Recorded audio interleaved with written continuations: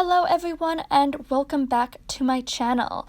My name is Charlie and today we are going to be filling out the December bullet journal theme. And I'm kind of excited for this month. It's just so simple and so easy to do. And I'm also excited just to talk to y'all. I feel like it's been a while since I've fully come on to YouTube and been active.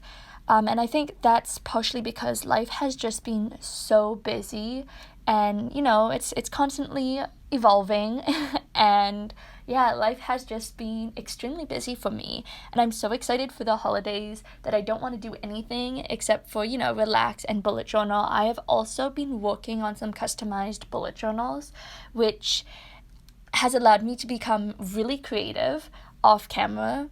And I'm very excited and eager to show y'all the finishing touches of these customized bullet journals. So those will be videos coming up soon.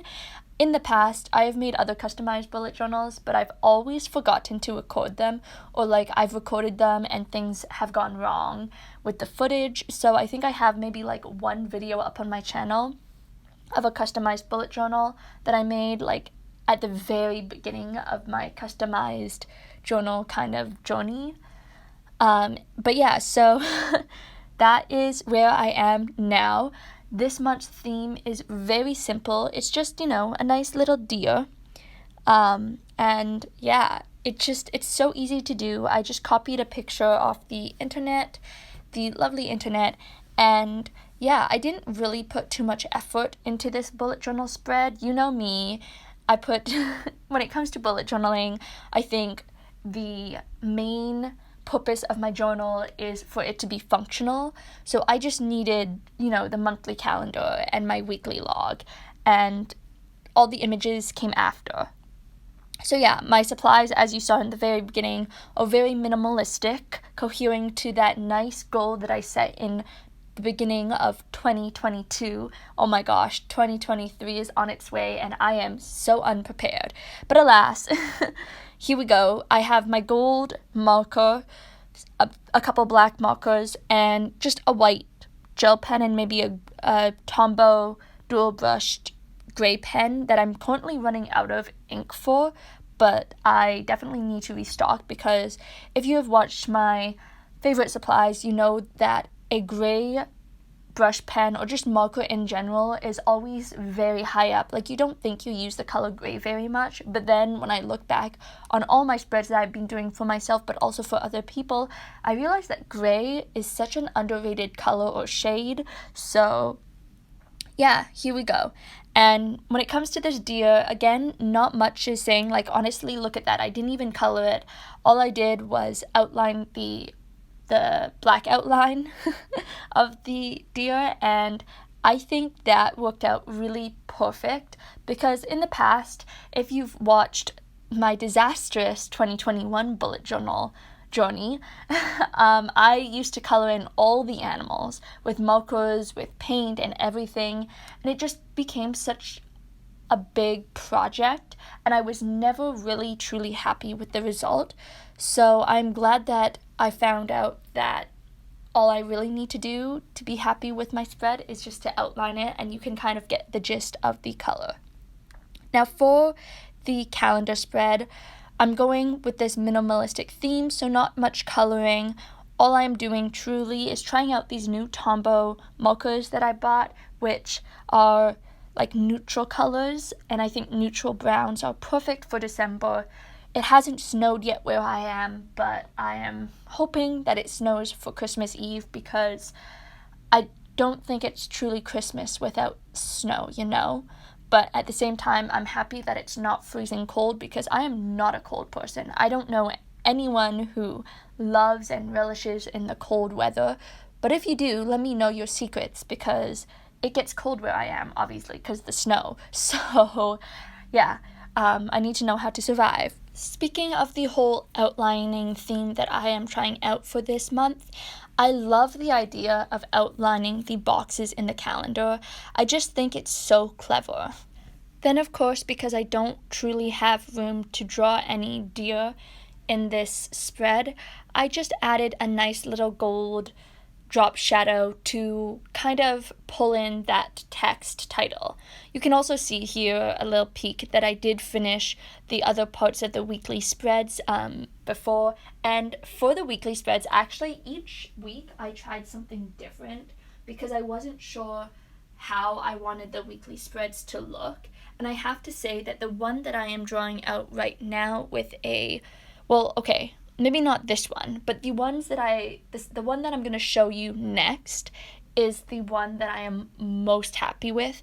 I tried out a whole different set of mediums like watercolor, like pencil crayon, and I couldn't figure it out. So yeah, I stuck with something totally different for these two upcoming spreads, and I really enjoyed myself.